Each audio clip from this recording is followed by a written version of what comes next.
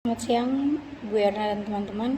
Saya Rulina Papiol Bertagiai dari kelas 12 MIPA 2 ingin menyampaikan pro dan kontra mengenai wacana Presiden 3 periode.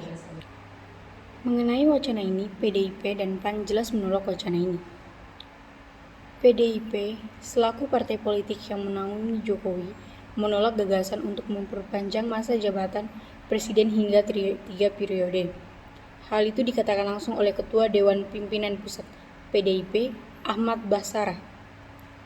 Gagasan tentang masa jabatan Presiden ditambah menjadi 3 periode ini jelas jauh dari pandangan dan sikap politik PDIP, ujar Ahmad saat peluncuran hasil survei SMRC dengan tajuk Sikap Publik Nasional terhadap Amandemen Presidensialisme dan DPD. PAN pun mendukung pernyataan sikap Presiden Jokowi untuk menolak amandemen Undang-Undang 1945 untuk masa jabatan Presiden menjadi 3 periode. Sedangkan Arief Puyono mengklaim 85% rakyat Indonesia setuju jabatan 3 periode. Beliau mengatakan jabatan Presiden selama 2 periode terasa kurang. Bahkan ia meyakini 85% rakyat Indonesia setuju 3 periode dengan Jokowi. Saya meyakini untuk hari ini 85% rakyat Indonesia setuju dengan 3 periode. 3 periode ini kan bukan selama-lamanya, ujar Arief dalam acara Mata Najwa di Trans 7.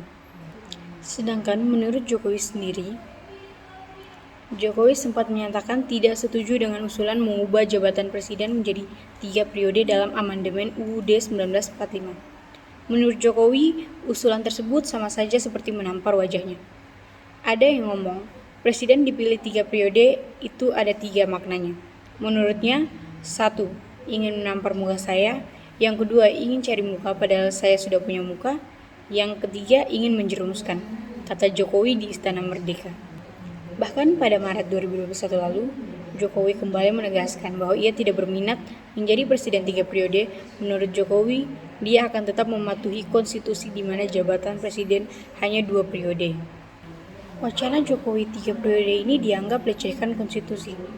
Mengenai sudut pandang konstitusi sendiri, ada pasal 7 Undang-Undang Dasar 1945 yang mengatakan bahwa presiden dan wakil presiden memegang jabatannya selama 5 tahun dan sesudahnya dapat dipilih kembali.